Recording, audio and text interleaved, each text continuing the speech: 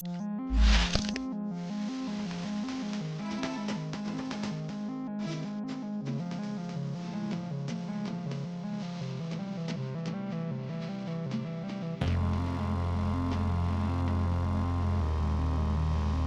लिए वोट करना है, हमें अपनी पढ़ाई शिक्षा, अपने बच्चों की शिक्षा के लिए वोट करना है, हमें अपने युवाओं के रोजगार के लिए वोट करना है, हमें अपनी महिलाओं के सम्मान के लिए वोट करना है।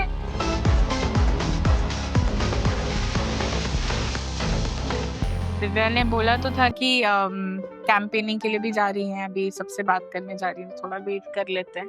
बट आपको कैसा लग रहा है? आप एक्साइटेड हैं इलेक्शंस को लेके?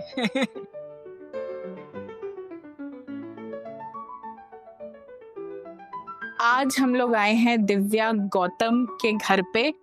उन्हें टिकट मिला है दीघा से, वो सीपीआई एमएल की मेंबर हैं। हम उनसे समझने की कोशिश करेंगे कि उनकी स्टोरी क्या है, पॉलिटिक्स में इंटरेस्ट कैसे आया और उनकी जर्नी अभी तक की कैसी रही है। Being a woman in Bihar's political scene, what does that look like? Presidential election में जो हम लोगों का जो वहाँ पे डिबेट्स, उसके डिबेट्स के बाद जो पूरे लोग वहाँ आए थे, इसका वीडियो भी होगा फेसबुक Okay. यूट्यूब पे। एक और चीज हम आपसे पूछना चाहते हैं दिव्या, क्योंकि आपके इतने इंटरव्यूज आ रहे हैं अभी, सब लोग सुशांत का नाम लेके क्वेश्चंस जब पूछ रहे हैं, what is that one annoying thing about it? प्यार तो है लोगों के मन में उनके, एक क्यूरोसिटी होती है। जैसे ही लोग जानते हैं कि मैं उनसे जुड़ी हुई हूँ, तो ऑब्वियसली लोगों के अंदर में क्यूरोसिटी होती है, लेकिन वो कभी कभी ना बहुत बहुत हर्ट करती है, कभी ट्रिगर हो जाते हैं, बिकॉज़ क्योंकि दिस ऐसी इज चीजें। फैमिली। हाँ,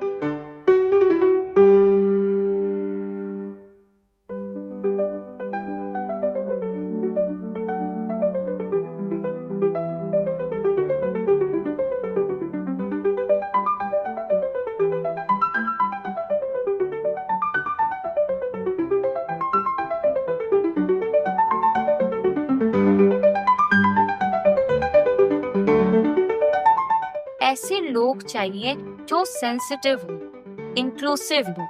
politics decides my life, your life. कि ये जो पूरा जेनजीज हैं, उनके लिए ना यहाँ पे क्वालिटी एजुकेशन, आप यहाँ पे जाओ पटना यूनिवर्सिटी, मैं तो वहाँ पढ़ाती हूँ।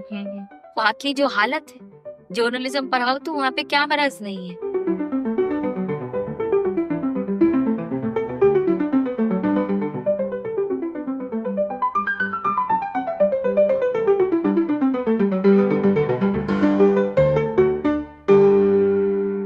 Thank you so much, Divya, for joining me today on this film. I'm so pleased to have you.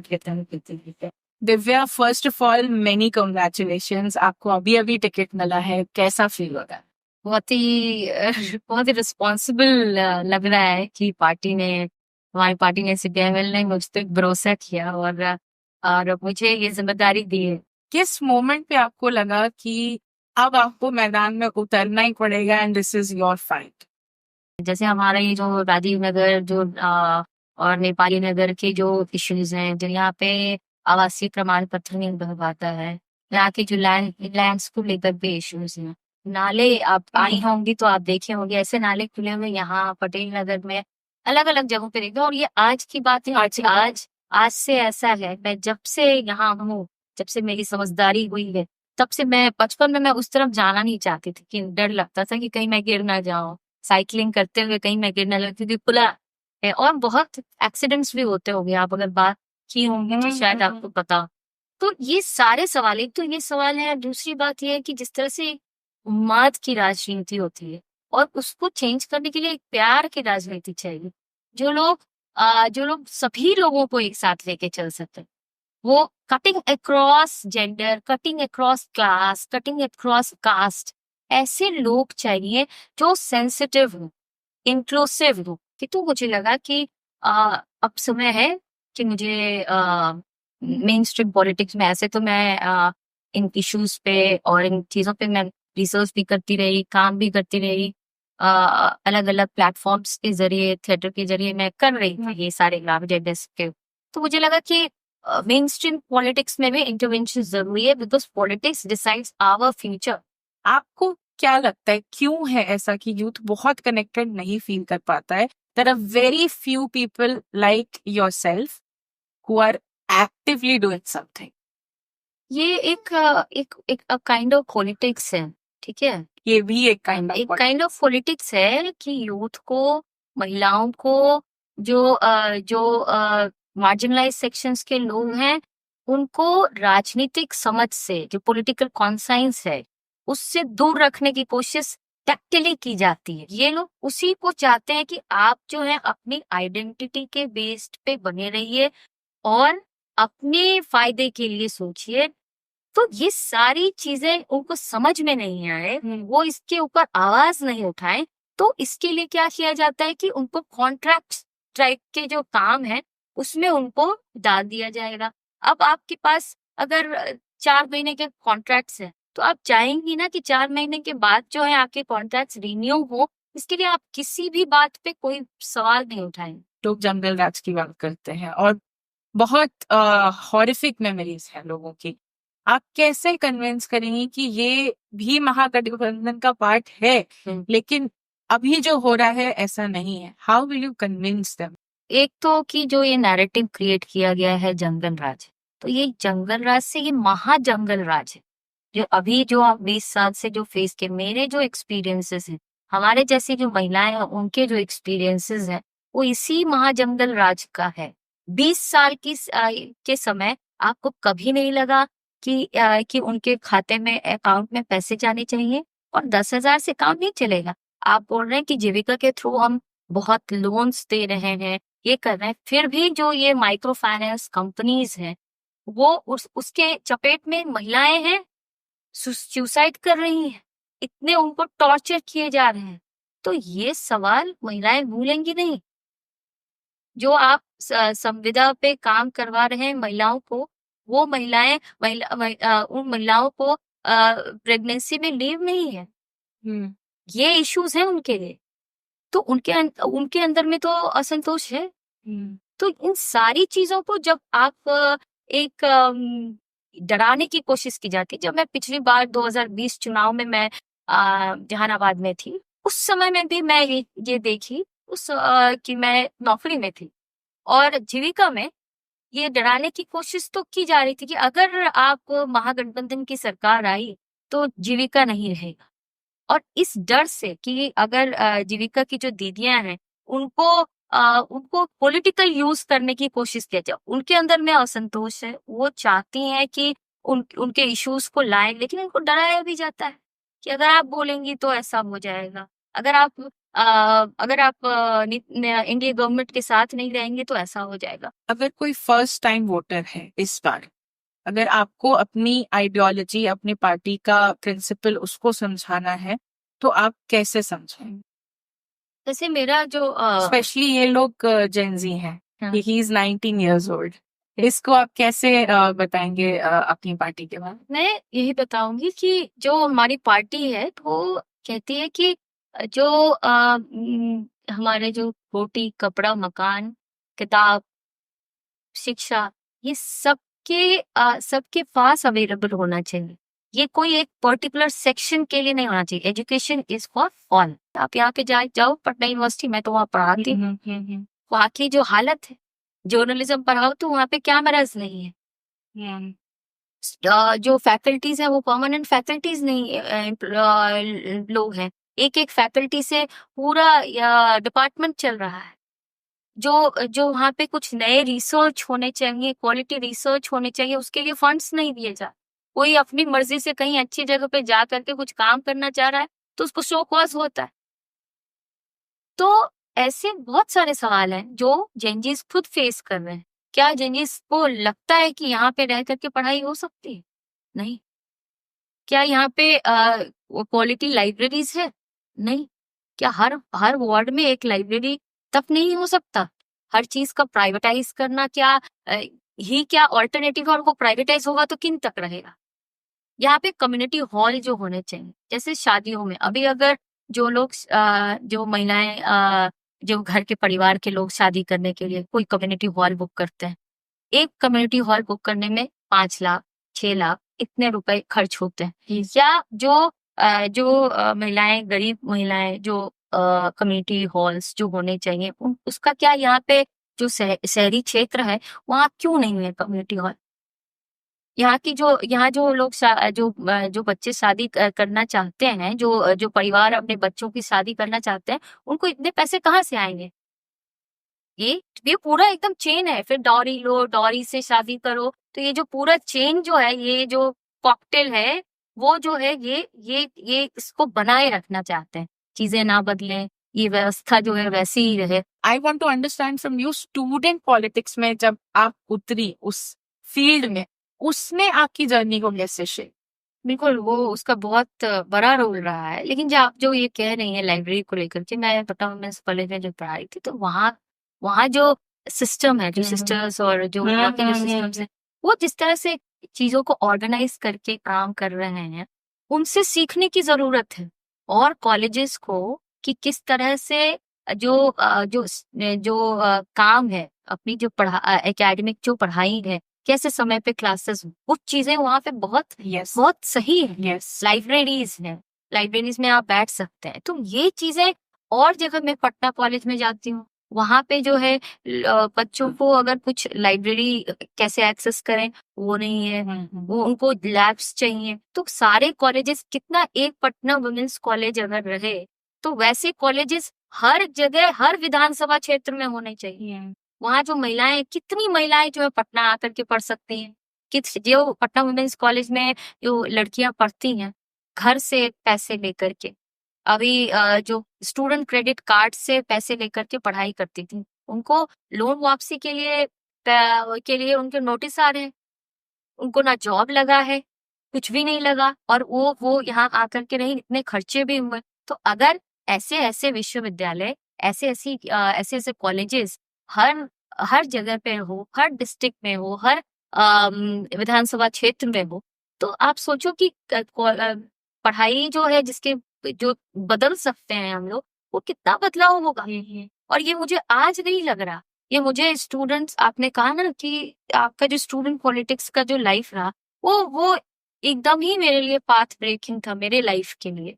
जो मैं अभी अपने आप को बहुत सेंसिटिव समझती हूँ हर सवाल के लिए। जो जरूरी नहीं है कि मैं उस तबके से आती हूँ, लेकिन मेरा उनसे जुड़ाव उस समय में ही हुआ। वो उनकी लाइफ को बहुत पास से देखना, जो जो मेरे जैसे नहीं भी हैं, जो लोग मार्जिनलाइज सेक्शन से आते हैं, उनको क्या फेस करना पड़ता है। हम तो डे स्कॉलर थे, हम घर से जाते थे, कॉलेज जाते थे, आते थे। मेरे लिए कुछ सोचने की जरूरत नहीं है कि खाना आएंगे तो माँ घर में खाना बनाएंगी, हम खाएंगे। What does it mean to be a woman in politics in Bihar? महिलाएं जो पॉलिटिक्स में आ रही हैं, उनके जो चैलेंजेस हैं पुरुषों से कहीं ज़्यादा हैं, क्योंकि उनके ऊपर एक फैमिली की जिम्मेदारी और एक पॉलिटिक्स को एक मेल स्पेस समझा जाता है कि लोगों से मिलना होगा, बाहर बैठना होगा, it's a very rough kind of things. तो इसमें महिलाएं कैसे कर पाएंगी, वो तो घर संभालने के लिए होती हैं, जो एक जेंडर रोल्स जो तय कर दिया गया है। तो इसको तोड़ते हुए जो महिलाएं आती हैं स्टूडेंट पॉलिटिक्स में भी, जो महिलाएं हैं अभी कटिंग अक्रॉस पार्टी लाइन, सभी महिलाएं जो हैं वो बहुत संघर्ष करके आई हैं, और हम उनको सलाम करते हैं, उनको सल्यूट करते हैं कि वो यहाँ तक आई हैं। महिलाओं को बस ये नहीं चाहिए कि आप जा कर के 10,000 रुपये इलेक्शन के समय में दे दें और उनको किसी चीज़ में शामिल ना करें। तो आप जो महिलाएं इतनी मुखर हैं, इतने अपने आप को यहाँ तक पहुँचाई हैं, उनको भी आप चाहते हैं कि वो चार दीवारी के अंदर हो जाए, तो अब महिलाएं होंगी नहीं। एंड पर्सनली आपके लिए जर्नी कैसा रहा है? आपको कभी वो रफ एंड टफ जो हम सोच रहे हैं कि पॉलिटिक्स में एक वुमेन को एक बहुत different set of challenges face करना पड़ता है, वो पर्सनली आपके लिए कैसा रहा है? आपको कभी किसी तरीके का थ्रेट या कुछ ऐसा आया है कहीं से भी? नहीं, मतलब मेरी फैमिली की बात अगर करें तो ऐसा कभी नहीं मुझे लगा, क्योंकि मेरे से पहले जो मेरी दीदियाँ थीं, जो सुशांत की दीदी हैं, वो उन लोगों को हम देखते थे जब हम लोग बहुत छोटे थे, वो हम लोगों से बहुत बड़ी हैं। तो हम जब यहाँ आए, जब मेरी बुआ यहाँ लेके आई, तो हम देखते थे कि हमारी दीदी हैं वो ये बुलेट चलाती थी, गाड़ी चलाती थी, और हम गांव से आए थे। तो मेरे लिए वो बहुत ही शॉकिंग था कि यार ये तो ऐसे जीन्स पहनती थी, टी शर्ट पहनती थी। तो मुझे लगता था कि अच्छा ऐसा भी होता है क्या। और सारे घर के काम में उनका बहुत रोल होता था कि हर काम को मैनेज करना, कैसे करना। तो ये तो हम अपने घर में भी देखें। और जो मेरी माँ थी, तो उनका भी बहुत बहुत उनकी इच्छा बहुत होती थी कि हम अपने बच्चे को पढ़ाएं। इसलिए जब मैं सहरसा में रहती थी तो वो यहाँ लेकर के आई। मैं 4-5 साल की होंगी तो मेरी बुआ को बोल के कि आप यहाँ ले आइए, या यहाँ पढ़ेंगी, और अच्छे से सीखेंगी। तो ये घर का माहौल एक आप कह सकते हैं कि इस लेवल पे एक प्रोग्रेसिव था। लेकिन यही रहता है हर लड़कियों का, ये रहता है कि हाँ खूब अच्छा पढ़ लें, काफ़ी अच्छी अंग्रेज़ी बोल लें, हिंदी बोल लें, अच्छी नौकरी मिल जाए, और एक अच्छी फैमिली मिल जाए, शादी हो जाए, लाइफ सेट। हाँ। This is what life of women एक ऐसा है। और इसमें कोई गलत भी नहीं है। जो लोग जिनकी चॉइस है वो अगर इस तरफ जाते हैं तो इट्स ओके। लेकिन अगर कोई अलग सोचते हैं, अलग तरह से जीना चाहते हैं, तो उसके लिए भी स्पेस बनाना है, तो वो स्ट्रगल तो होता है। तो वो मेरी लाइफ में भी, जो शुरुआत में जब हम स्टूडेंट नाटक करते थे नुक्कड़ पे, तो कई सारे लोग बोलते थे अरे आपकी बेटी तो रोड पे नाचती फिरती है। रोड पे नाचती, तो पेरेंट्स हैं अपसेट होते थे। तो लेकिन हमने डायलॉग कभी बंद नहीं किया कि ऐसा है, समझाना घर में। स्टूडेंट पॉलिटिक्स जब मैं शुरुआत की थी तो मेरे पिताजी एकदम ही इसके ये थे कि नहीं नहीं, ये तुम्हें पता नहीं है, पटना यूनिवर्सिटी जो है वो गढ़ होता है, मतलब लड़कों का गढ़ है, वहाँ पे तुमको कोई ये नहीं करेगा। लेकिन वही लड़के मुझे पसंद किए, उनको वोट किए। तो ये चीज़ें थोड़ा उस डायलॉग में जाना पड़ता है, वहाँ पे बातचीत करनी पड़ती है आपको, अपने स्पेस पे भी, पर्सनल स्पेस में भी, अपने डिसीजंस में भी। क्योंकि एक काइंड ऑफ लाइफ इतने जनरेशन्स से चलता आया है, तो उसको टूटने में, उसको चेंज होने में तो थोड़ा चेंजेस होगा। कुछ भी अगर बदलाव करना है तो थोड़ा ब्रेक होता है। उसमें टूटने से एक तकलीफ़ तो होती है, लेकिन हम उससे आगे बढ़ें। तो बहुत सारे लॉस भी हुए, बहुत सारी दिक्कतें भी आईं, अपने मन से लाइफ डिसीजंस लेने से बहुत सारे लोग जो हैं वो दूर भी हुए। तो ऐसा लगा कि बहुत सारे टॉक्सिक जो रिलेशनशिप था, वो भी एक क्लैरिटी भी आता है कि who is with you when you take your decision. तो हमने हमेशा, नॉट ओनली मी, मेरे घर में जो लोग भी, जो महिलाएं हैं, वो अपने डिसीजंस खुद लिए हैं, चाहे वो अपने पर्सनल लाइफ पे हो या अपनी ज़िंदगी में क्या करने हैं उसको लेकर के। लेकिन फिर कुछ दिन के बाद लोग सपोर्ट में आए हैं, वो प्यार बना रहा, लोग एक दूसरे के साथ रहे हैं, एक दूसरे के लाइफ के अचीवमेंट्स को चेरिश भी करते हैं, उस पर खुश भी होते हैं। तो ये तो चलता रहता है। I can definitely relate with it because I also come from a family where I lost my father when we were very young. So mummy का वो रोल रहा है being the mother and the father, तो एक mail dominate कर सकता है family को, ये थिंकिंग कभी डेवलप ही नहीं हो पाई till the time even when my dad was there. It was never that वो अथॉरिटेटिव हैं या किसी और की बात नहीं सुनी जा रही है, वो कभी था ही नहीं। But when I talk to a lot of people I understand that this is not the case in many families. जिस तरीके का सपोर्ट आपको मिला है, या ये हो भी सकता है, ये रीजन ये भी हो कि हमारे घर में जो हम 3 बहनें ही हैं, तो वो डिस्क्रिमिनेशंस वो कुछ हम देख नहीं पाए कि तीनों एक जैसे हैं अपने पेरेंट्स के लिए। तो लेकिन हाँ, ऐसा नहीं है कि हमने फेस नहीं किया है। मैं जब छोटी थी तो हमेशा हमें यही कहा जाता था कि इस बार भाई होगा। मैं बहुत छोटी थी, इस बार राखी बांधने के लिए कोई आ जाए। मुझे लगता था मेरे सारे तो भाई हैं, चाचा के बेटे हैं, बुआ एक के और बेटे क्यों हैं, चाहिए? हमें पता ही नहीं चलता था कि अपने भाई और हाँ। दूसरे भाई कुछ अलग होते हैं। मेरी बहन को तो नहीं पता होता था, स्कूल में पूछते थे कि कितने भाई बहन हो, तो काउंटिंग करती थी 1 2 3 4 5 6, तो ऐसे करके करती थी। तो जब आप जॉइंट फैमिली में रहते हैं तो ये concept चीजें लेकिन दिमाग होता। में नहीं लेकिन आती।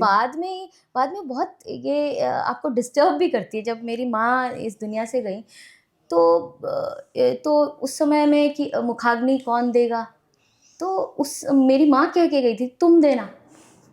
ये बहुत बड़ी बात है, एक ऐसे मतलब गांव से आके जहाँ पे ऐसी सोच है, एक पुरुष प्रधान सोसाइटी है, लड़के हों, तो उसमें एक माँ का ये कह के जाना कि तुम देना। और जब हमने ये बात रखी तो मेरे पापा, मेरे परिवार ने मेरा सपोर्ट किया कि यस, कि उसे ही करना चाहिए, शी इज़ एल्डेस्ट।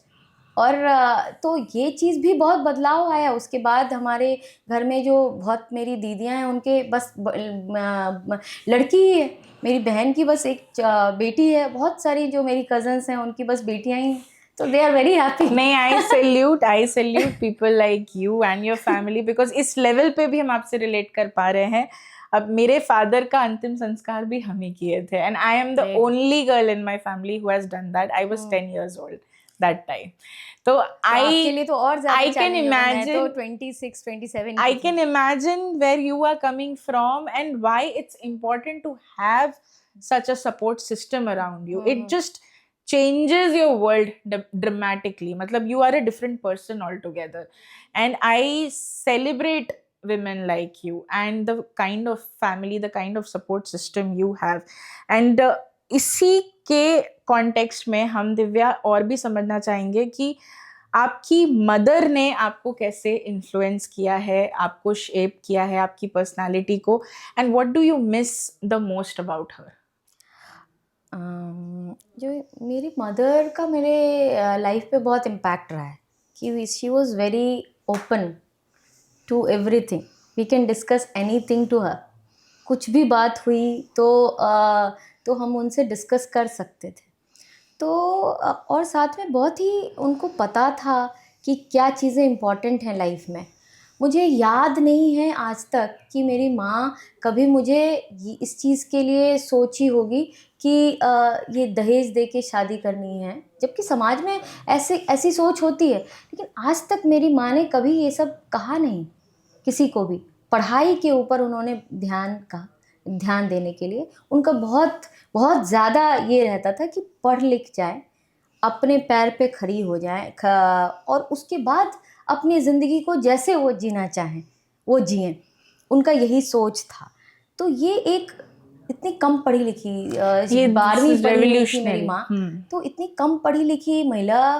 तो वही मैं सोचती हूँ कभी कि जो सोच है एक प्रोग्रेसिव सोच, वो एकेडमिक डिग्रियाँ जो हैं वो इम्पॉर्टेंट नहीं है, जो इस तरह से जो नैरेटिव सेट किया जाता है। मैं अपनी मदर को मैं देखती हूँ तो जितनी वो प्रोग्रेसिव थी, शायद कुछ मामलों में मैं भी उतनी प्रोग्रेसिव ना हो पाऊँ जितना वो थी।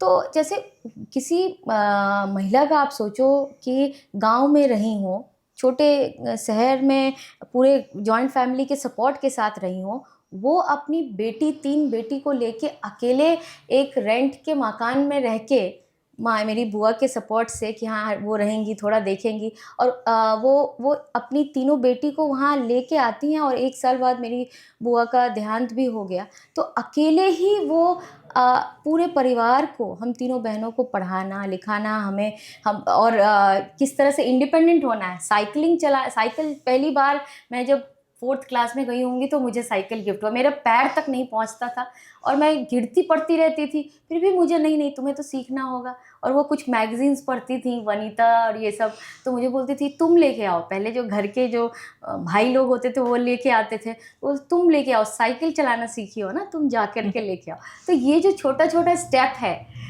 तो वो बहुत मैटर करता है। कहीं भी जाना है तो तुम अकेले जाओ, तुम अपना ख्याल रख सकती हो, you can travel all alone. हम लोग हमेशा नहीं रहेंगे।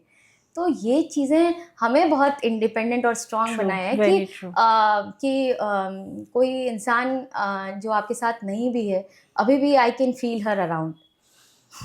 I am sure, and I'm sure she's very proud of you. Sonam Wangchuk का जो इशू अभी चल रहा है उसके बारे में आपका क्या ओपिनियन है? बिल्कुल, जो ये डेमोक्रेटिक राइट्स है, जो ह्यूमन राइट्स इश्यूज़ हैं, जो वहाँ के लेह लद्दाख के सवाल थे, उनके ऊपर वो एक मुखर आवाज़ थे और वो उनको चुप कराने की कोशिश हुई है। This is a human rights violation और ये बहुत गलत है। इस तरह से अगर आप किसी मसले पे सवाल उठा रहे हैं, चाहे सोनम वांगचुक हों, एरम शर्मिला रही हैं जो कि नॉर्थ ईस्ट के इश्यूज़ को सवाल उठाती हैं। अभी हमने बहुत प्यारे हमारे सिंगर ज़ुबीन को खो दिया, उन्होंने वो निर्भय होकर के सारे सवाल उठाए। तो ऐसे लोगों को अगर आप चुप कराने की कोशिश करेंगे तो they will fight back. Operation Sindoor को लेके आपका क्या पॉइंट ऑफ व्यू है? ऑपरेशन सिंदूर को लेकर के मेरा पॉइंट ऑफ व्यू यही है कि हर चीज़ जो हमारे आर्मी जो हमारे हैं, उन्होंने जो हमारे एयरफोर्स हैं, ये इन लोगों ने जो स्टेप्स उठाए उसका भी आप कह सकते हैं कि पॉलिटिकल माइलेज जो है वो लेने की कोशिश की जाती है। वो जबकि हमारे देश के आप कह सकते हैं कि हमारे रक्षक हैं। We all are grateful for them कि हम लोगों के लाइफ में जो सिक्योर होकर के हम अपने घरों में बैठे हैं उनकी वजह से उनको भी अगर कलर करने की आप कोशिश करेंगे तो सवाल तो उठेगा। अभी इवन क्रिकेट मैचेस को भी आप उसी युद्ध की तरह देख रहे हैं। तो ये आपकी मानसिकता दिखाती है कि आप कैसे मतलब जो हमारे कॉन्स्टिट्यूशनल बॉडीज़ हैं उसको आप ख़राब कर रहे हैं, उसको आप इंटरवीन कर रहे हैं उसमें। आप जो हमारे जो सिक्योरिटी फोर्सेस हैं उसको भी कलर करने की कोशिश कर रहे हैं, उसको भी अपने पॉलिटिकल इसके लिए यूज़ कर रहे हैं। मैचेस जो एक दूसरे कंट्री के एक ब्रदरहुड को बनाने के लिए होना चाहिए, उसको भी आप पॉलिटिकल ये एक दूसरे का युद्ध की तरह देख रहे हैं। तो ये चीज़ें तो डिस्टर्बिंग है। दिव्या, बट आपको क्यों लगता है कि प्रेजेंस जो है कम्युनिस्ट पार्टी ऑफ इंडिया का और CPI-ML का ये काफ़ी फेड अवे होता जा रहा है? केरला की अगर बात करें, काफ़ी हद तक वहाँ पे कॉन्सेंट्रेटेड है, but it is not so much there in the other states, and Bihar में भी प्रेजेंस काफ़ी कम है। इसका रीज़न क्या है? देखिए, जहाँ पे बात किया जाए, क्योंकि अभी जो है पॉलिटिक्स भी एक काइंड ऑफ मार्केटिंग गेम हो चुका है। लोग जो हैं काफ़ी पैसे खर्च होते हैं पॉलिटिक्स में, और जो मास पॉलिटिक्स जो हमारे संगठन के लोग करते हैं, वहाँ लोग पैसे खर्च करके पॉलिटिक्स नहीं करते हैं कि हाँ हमने करोड़ों खर्च करके एक विधायक बन जाना है। कि हमारे यहाँ ये चीज़ें नहीं होती हैं, और हमें भी लगता है कि कुछ चीज़ों में जो हमारा जो ट्रेडिशनल तरीका है काम करने का, तो उसमें भी हम लोग बदलाव ला रहे हैं। नए तरीके से काम करने की कोशिश भी की जा रही है। जो इंटरेक्शंस जो हैं, मीडिया का जो इस्तेमाल है, सोशल मीडिया का इस्तेमाल है, इन चीज़ों का भी पहले जैसे इन चीज़ों से थोड़ा ये रहता था, नहीं ग्रास रूट पॉलिटिक्स ही important. Of course main thing is a grass root politics movement, लेकिन उसके साथ साथ ये इन चीज़ों को भी साथ में लाने की कोशिश हो रही है। इसीलिए आप देखिए कि सबसे ज़्यादा स्ट्राइक रेट जो है वो CPI कम्युनिस्ट पार्टीज़ की ही हैं। उनको जितनी सीट दी गई उनका जो स्ट्राइक रेट है वो और पार्टीज से काफ़ी ज़्यादा है। And theatre and politics, Divya थोड़ा अपनी जर्नी थिएटर को लेके भी बताइए। पॉलिटिक्स आप कह सकते हैं कि जो world is all the world stage, Shakespeare ने ये कहा था। तो इन द सेम वे मुझे लगता है कि जो मैं बीइंग एन आर्टिस्ट, जब मैं देश दुनिया के नाटकों को मैं पढ़ती रहती हूँ, ये तो वो, और मैं जब उसको अपने कैरेक्टर पे जब मैं काम करती हूँ, मैं एक कैरेक्टर अभी की थी इस साल में तो साहब बन गया, मैं एक जो घर में काम करने वाली एक महिला का कैरेक्टर था, और वो बहुत हंसोड़ काइंड ऑफ महिला थी। तो वो तो हम हैं नहीं, वो हम उस क्लास से तो हम आते नहीं हैं।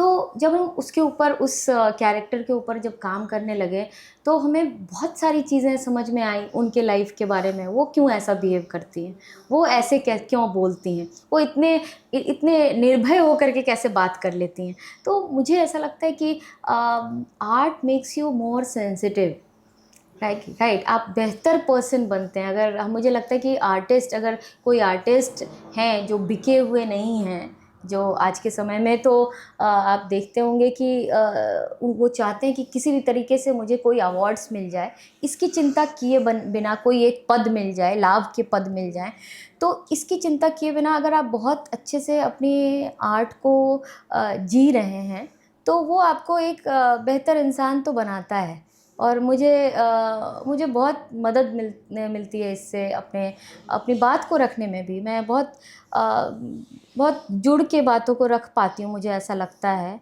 क्योंकि मैं थिएटर करती हूँ, मैं थिएटर से जुड़ी हुई हूँ, और ये मुझे ज़्यादा एक सेंसिटिव इंसान तो ज़रूर बनाता है। और मुझे लगता है कि पॉलिटिशियन को सेंसिटिव होना बहुत ज़रूरी है, उनसे ज़्यादा सेंसिटिव होना किसी को ज़रूरत नहीं है, क्योंकि उनको लोगों के बीच सबके प्रॉब्लम्स के साथ काम सबसे करना, जुड़ना हाँ, है। सबसे काम करना है, सबके साथ जुड़ना है। डेफिनेटली। एंड दिव्या, सुशांत के साथ आपकी फेवरेट मेमोरी अगर कोई आप शेयर करना चाहें, क्योंकि of course we will never know him as one of his own, but of course he has contributed a lot. There is a deep impact, and because we are here today we would love to hear from you कि कोई एक memory आप बस share करना चाहें। देखिए, मेरी जो शुरुआती मेमोरी हमेशा से रही है कि मैं जब सहरसा में रहती थी तो दीदी लोग छुट्टियों में आते थे, घर पे आते थे, तो मेरी माँ हमेशा कहती थी कि दीदी आई हैं, भैया आए हैं, उनसे कुछ पढ़ो, कुछ सीखो, कितने अच्छे से पढ़ते हैं, ये चीज़ें होती थी। हमें भी लगता प्रेशर लगता था यार क्यों हर वक्त मैथ्स लेके बैठ जाओ, क्योंकि वो बहुत अच्छे से मैथ्स बताते थे ना। तो हमेशा मेरी माँ जो हैं उनके भगना थे, तो वो बहुत ही प्यार से उनको बोलती थी, हाँ तनी एकरा बतैयो, पढ़े नहीं छे, बाहर हमेशा घूमत रहे छे। बहुत अच्छे से प्यार से बोलती रहे। अब वो भी, हाँ मामी जी हम पढ़ाएंगे इसको, हाँ बिल्कुल पढ़ाएंगे इसको। तो मुझे वो सब याद आता है, यार ये क्यों मम्मी ऐसा कह रही है, अब बिठा करके हमको मैथ्स पढ़ाएंगे। तो मज़ा भी आता था, कितने मतलब इंटेलिजेंट थे कि कोई भी सवाल, कोई भी ये तो आराम से हम लोग बैठ के बात पढ़ सकते। लेकिन बचपन में मुझे मज़ा नहीं आता था। मुझे उनके साथ क्रिकेट खेलना मुझे बहुत पसंद था। जब भी वो आते थे तो गलियों में क्रिकेट खेलना उनके साथ, ऐसे वही गली क्रिकेट, मुझे क्रिकेट आती नहीं है। नहीं तो दिव्या का वो टैलेंट भी हम निकालेंगे। नहीं, लेकिन गली क्रिकेट उनके साथ खेलना ये। लेकिन जो लास्ट टाइम उनसे जो मुलाकात हुई थी, मेरी बहनों का जो उनसे मुलाकात हुई थी, तो वो मेरी बात फ़ोन से हुई थी। तो उनका यही कहना था कि जो अब नौकरी में आ गए थे हम लोग, तो उनको बहुत अच्छा भी लग रहा था कि मेरी बहनें, छोटी बहनें, और उस समय मेरी माँ का देहांत भी हो गया था 2 साल पहले। तो वो हमें कंसोल भी किए कि आई ऑल्सो फेस्ड, हम भी इस तकलीफ़ से गुजरे हैं, तो आई कैन अंडरस्टैंड। ये चीज़ें बहुत एम्पैथेटिक लगा उनका। और साथ में उन्होंने यही कहा कि नौकरी तो मिल गई है तुम लोगों को, अच्छी बात है, अपने पैरों पे खड़ी हो। भाव्या ने अपने पैसे से गाड़ी ली तो बहुत खुश थे। तो उन्होंने बोला, मैं भी पहली बार जब थिएटर किया था तो मैं सेंट्रो कार लिया था। तो वो बहुत एंजॉय करते थे हमारे अचीवमेंट को। और उन्होंने एक ही बात कही थी कि हमेशा कुछ भी नौकरी मिल जाए लेकिन पैशन फॉलो करना मत छोड़ना। तो वो मेरे साथ रह गया, पैशन कभी गया नहीं। मुझे नौकरियां मिली, बीपीएससी किया, बहुत सारी चीज़ें की, टीआईएसएस गए, लेकिन जो पैशन, जो लोगों के लिए काम करने की जो इच्छा थी, उसके लिए पार्टी ने भी मुझे मौका दिया। तो I can relate to it, and मुझे वो आप कह सकते हैं कि वो एक इंस्पिरेशन तो है मेरे लिए। डेफिनेटली दिव्या, कोई भी मैसेज आप देना चाहेंगे जाते जाते हमारे लिसनर्स को कि दिव्या गौतम कौन है और उनकी बात क्यों सुननी चाहिए इस बार? दिव्या गौतम आपके जैसी ही एक महिला हैं जो आपके बीच से आई हैं, वो कहीं और से नहीं आई हैं, आपके यहाँ की बिहार की बेटी हैं, और वो आपके बस यहाँ इस बात को लेकर के ही नहीं, आपके इश्यूज़ से वो खुद भी रिलेट कर रही हैं। वो साथ में मैं उनसे ये भी कहना चाहूँगी कि इन सारे जो बंधन में हम बंधे हुए हैं कि हम जो अलग अलग लाइंस पे जो वोटिंग्स होती हैं, उन सबको तोड़ते हुए एक युवाओं को, महिलाओं को अगर वो लाते हैं, तो आई प्रॉमिस कि थिंग्स विल चेंज। एक बार मेरे पे भरोसा करके ज़रूर देखें। सुन लो।